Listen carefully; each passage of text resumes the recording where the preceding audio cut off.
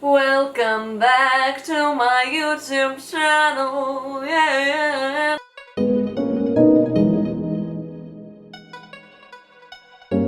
Today, I'm going to be telling you 10 things you realize once you go through your spiritual awakening. Everyone's experience and journey is different, so maybe what I realize is not going to be the exact same things that you realize, but these are the things that really changed when I had my awakening. So let's get into the 10 things you realize after your spiritual awakening. Number 1. You're not who you think you are. I feel like in school, we're taught that we are the thinker. You are not your thoughts, you are not your feelings, you are not your experiences. In actuality, you are the consciousness experiencing your thoughts, experiencing your feelings, and having your experiences. Those do not define who you are. Essentially, this is just realizing that you are not the ego. So the ego is the part of you that experiences the world through the 5 senses. The ego is what experiences this reality. So just for a little analogy, let's imagine life as a video game. So the character is like your ego. That character is not you. That character is merely a character in a game. You,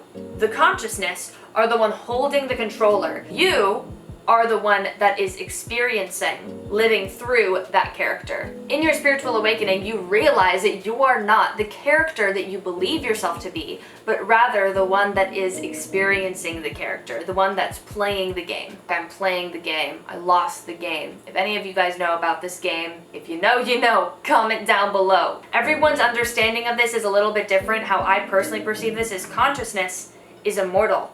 Consciousness is eternal. The second thing that you realize when you go through a spiritual awakening is that we live in the Matrix. So if you see the movie The Matrix, a lot of people call this movie a documentary, which is pretty... So what is the Matrix? Matrix, the system of social, cultural, and political control that keeps mankind limited to a particular mode of living that serves the 5 senses and those in positions of power rather than the true self and spirit. So we are essentially being farmed for our energy, which is shown in the Matrix, essentially, where Neo wakes up and realizes that mankind is not living in a mode that actually serves mankind, but living in a way that serves other beings. Essentially, upon your awakening, or at least upon my awakening, I realized that mankind is not living harmoniously with the earth, which I think is pretty obvious. But you just realize that the way that things are being done doesn't make sense unless there are those that benefit from the fact that the vast majority of the population is suffering. So yes, this may sound like conspiracy theory, but it's conspiracy fact. So what is part of the Matrix? The school system. The Matrix involves politics. The fact that politics are really a lot of just theater. This doesn't mean that politics is completely useless, but I think a lot of politics is bullshit. The Matrix basically talks about this system that doesn't serve humanity, doesn't truly serve the soul. There are so many different ways that we are supposed to be informed as of the true nature of reality, but those who challenge this perspective are seen as crazy. Conspiracy theorist, woo-woo, all of that crap. Are you being programmed to be predictable, or are you making your own decisions? I will make a whole video in the future on the Matrix, what is the Matrix, how to escape the Matrix. Number 3, everything happens for a reason. This is something I knew before my spiritual awakening, but once I went through it, I knew it to be true on a much deeper level. Everything happens for a reason is also nothing happens by coincidence, nothing is an accident.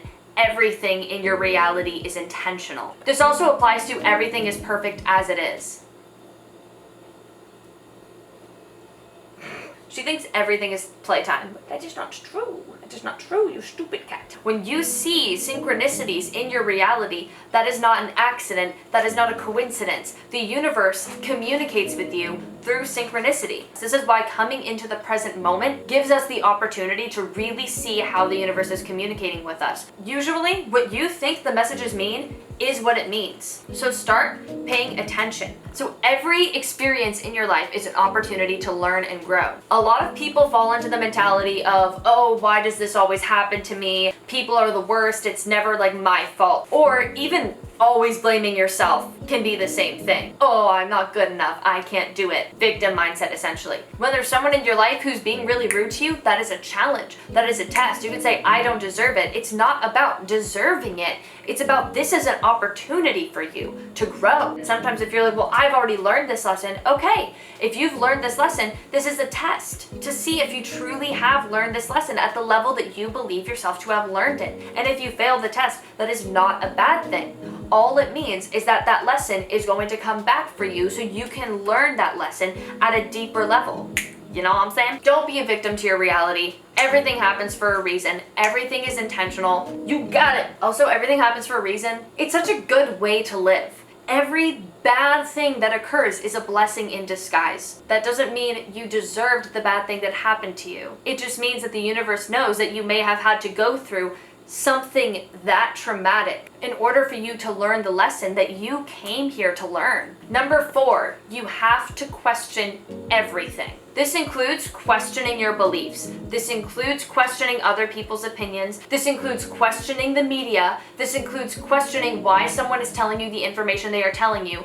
Always be aware of the biases that are being fed to you. This means that before you absorb any information, you understand what the intent is so you can consciously choose what you want to integrate into your psyche. You always have to be open to being wrong. When you look at information, don't just seek to confirm your own biases. Yes, everyone does this. I do this. And it's important when you are looking at an opinion that you disagree with, instead of just the whole time being like, don't worry about agreeing with them. Don't worry about this being right or this being wrong. Just seek to understand why someone would see this as right, why this would resonate with certain people, and not from a place of judgment, but from a place of pure understanding. At that point, that is when you can make an informed decision as to whether or not this information resonates with you. You also have to understand that the universe is capable of infinite possibility. For example, sure,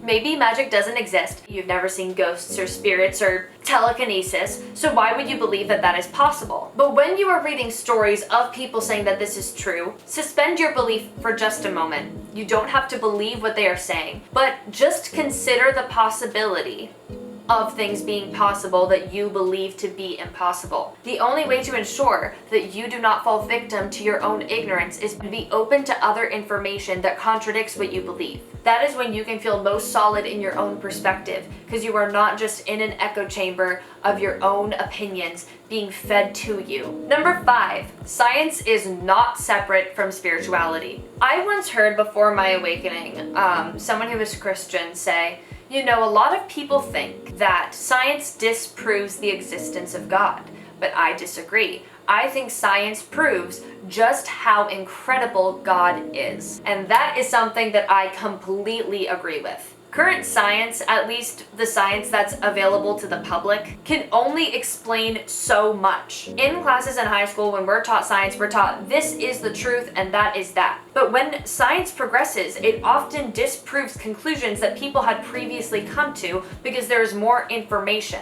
Is it possible that there's science that's being taught to us that is being taught as fact when really it is more theory in order to control the way that we see the nature of reality? Is it possible that there is scientific research that is put out as fact that is put there to change the way that we interpret reality? You also have to consider, if you think that reality is only what you experience with your 5 senses, you really have to look at how much our eyes can see. Our eyes can see less than 0.01% of the electromagnetic spectrum. That means of all light that exists, we can see less than 1% of it. If you think reality is only what we experience with our 5 senses, you have to consider that there is so much of our reality that our human bodies cannot detect. If you look into the work of Bruce H. Lipton and Dr. Joe Dispenza, they both talk about things, scientific concepts that prove spiritual concepts. When you look into epigenetics, you discover that the DNA is like a blueprint without instructions.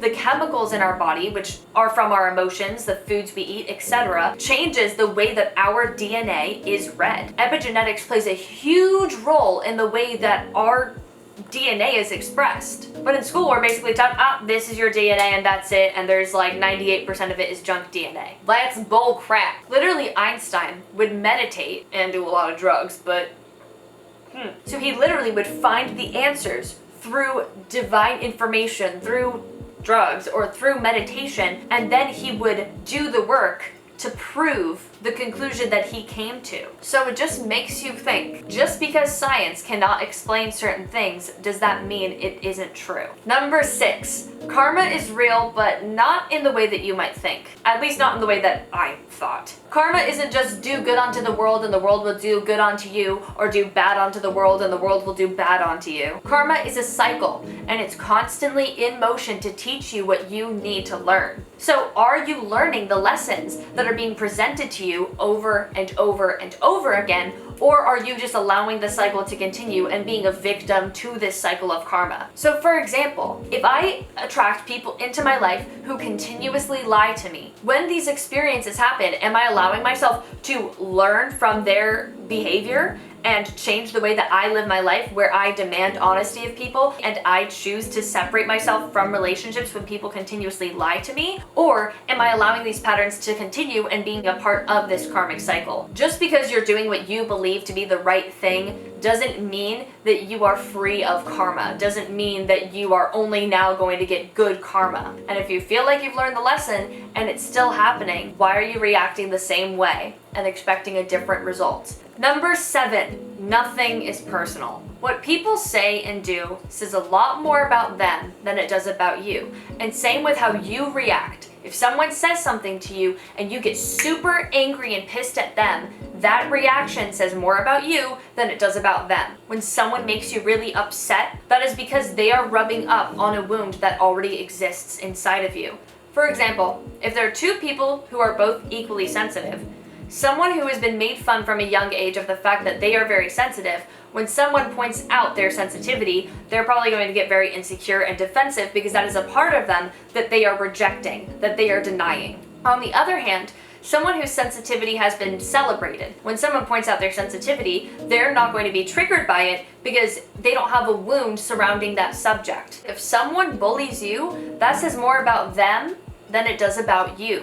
And if you're the target for this behavior a lot, it's likely because there's something about you that does stand out, and that is not a bad thing. And a lot of times when you think it is personal what some bad thing someone else says about you, it's because in your head, when you judge someone else, you usually see that as the truth about that other person. Ugh, they're so that way. I hate that. Ugh. Usually when you judge someone else for that quality, it's because you are seeing something in that other person that you are rejecting within yourself. Number 8 on what you realize after your spiritual awakening: everyone is valid. Just because you don't understand someone doesn't mean that their experience is not valid. And likewise, just because other people look at your experience and your feelings and tell you that you shouldn't feel the way you feel based off of a certain situation, doesn't mean that your feelings aren't valid. When feelings come up, they always come up for a reason. Maybe the situation at hand doesn't warrant that emotional reaction, but clearly that situation did trigger something within you that did warrant that emotional reaction.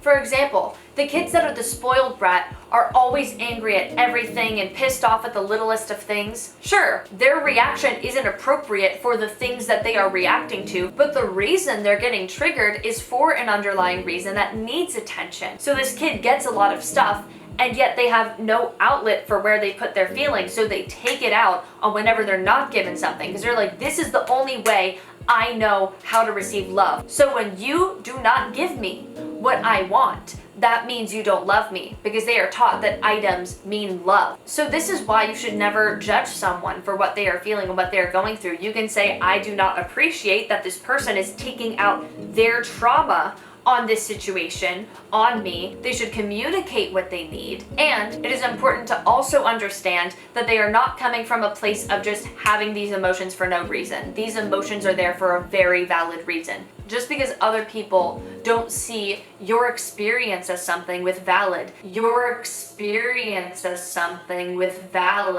doesn't mean it's invalid. They are probably only invalidating your experience because they invalidate their own experience, or because maybe they went through a similar experience, it didn't have the same impact on them, so they think your experience somehow is less valid. What traumatizes you may not be the same thing that traumatizes me, and what traumatizes me may not be the same as what traumatizes you. Does that make one experience more valid than the other?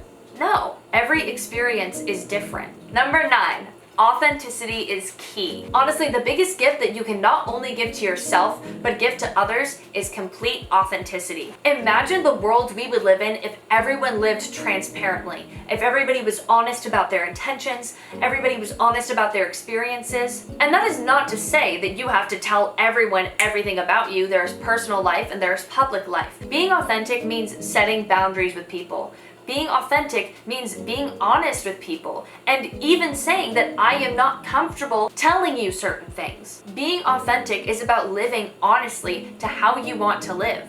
What do you want to do with your life? How do you want to spend your time? Living authentically is living with purpose. Living authentically teaches others a lot. When you are authentic in your experience and living your truth, you show other people what it is to be authentic. You are not crazy. Do not omit your truth. You're so you're so damn cute. You look evil sometimes though. When you speak your truth, even if people don't like what you have to say, you are teaching them something valuable.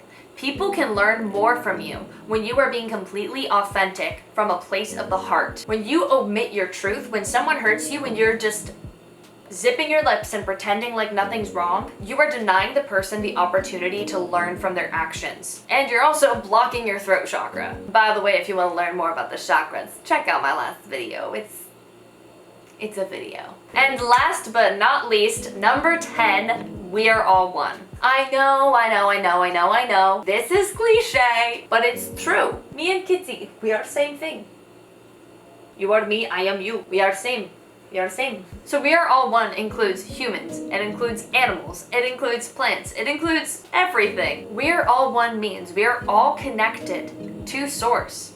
There is God within all of us. We are the same thing presenting as individuals, having different experiences, different knowledge, different perspectives, but really we're all just different angles of the same complex omnipresent consciousness or being. And even if you don't believe in God, we are all nature. Humans believe ourselves to be outside of the balance of things, but we're not. We're just currently in a state of imbalance. Bees are in harmony with nature and change the way things work. Ants are in harmony with nature and change the way things work. Imagine how powerful humans are and what we can make this world to be if we realize that we are one with everything. When we believe in the self, we don't care as much about trashing the planet. We don't care as much about these little things because we're in service to self and just serving this body, this brain, this one being. But when we are in service to the highest good of all, just imagine how incredible that world would be. When you realize we are all one,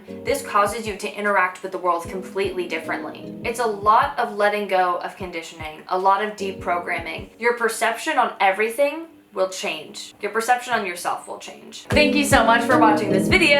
I hope you enjoyed. Comment down below any of the videos you would like me to do. See you, bye, Shadow. You're supposed to wave. Thank you. I love you.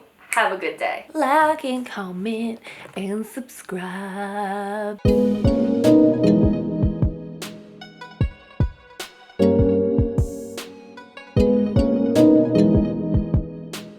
I wonder what this frame looks like. I'm looking at my reflection in the camera lens and I look sexy as hell, but I'm sure it's not going to look the same on camera.